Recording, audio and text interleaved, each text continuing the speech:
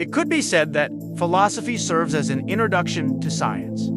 It is the very first preliminary stage that takes place before the start of specific scientific research. Because when a person encounters a new phenomenon or object, at first they attempt, with the help of their imagination and logic, to speculate what characteristics this new phenomenon might possess and to infer other related facts.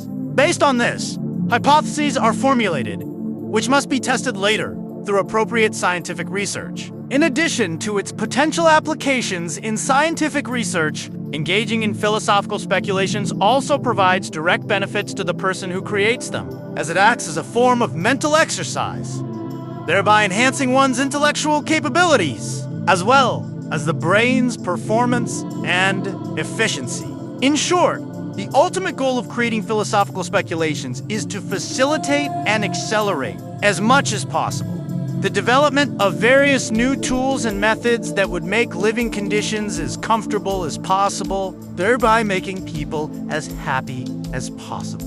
The main reason I began writing philosophical speculations was a desire to better understand various matters that seemed relevant to me at the time, since I lacked the specific scientific facts needed to fully grasp them. I felt the need to try to fill in that missing information by formulating various hypotheses based on already known facts about those matters from various school textbooks, encyclopedias, documentary films, and other sources of general education. Every time I finished compiling the set of assumptions necessary for a complete understanding of the subject at hand, I was filled with joy, because I felt that if I ever found myself in such an unfavorable situation in life, where solving the problems that arose would require information about the subject examined through philosophical theories, in such case, I would have a better chance of solving those problems effectively. Unless, by that time, I had learned specific scientific facts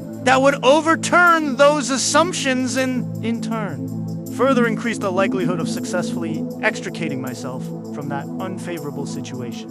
And as a result, those thoughts gave me a greater sense of security and peace of mind than before. Of course, I knew that all the assumptions I had made were not scientific facts and that, before boldly applying them in practice, at first I should verify their accuracy through scientific research. But I felt that there would be a greater chance of getting out of trouble in a situation where an assumption had been made about an unknown fact necessary for escaping that trouble than in a situation where neither the relevant fact nor the assumption was known. Later, as my understanding of life's mission concept took shape, I came to believe that I had the best chance of fulfilling it through my philosophical speculations. Because, according to abilities I have, that is what I do best compared to all the other activities I have tried. The successful formulation of scientific hypotheses is the very first step in the progress of my personal life's mission.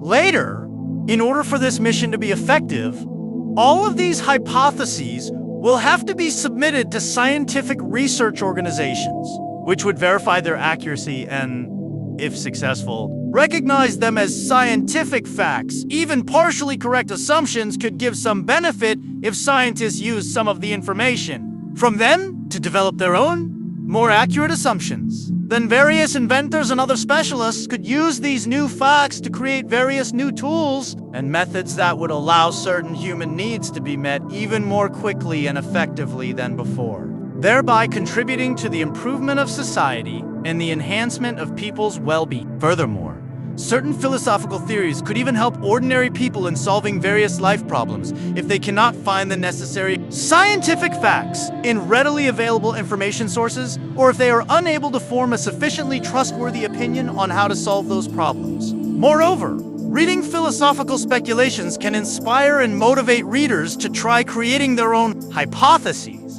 and potentially contribute to society through them. Thus, even by helping ordinary people solve various life problems through one's creative work, it is possible to gradually fulfill one's life mission. If, in the end, those people's living conditions would improve significantly, and they would become much happier in the process.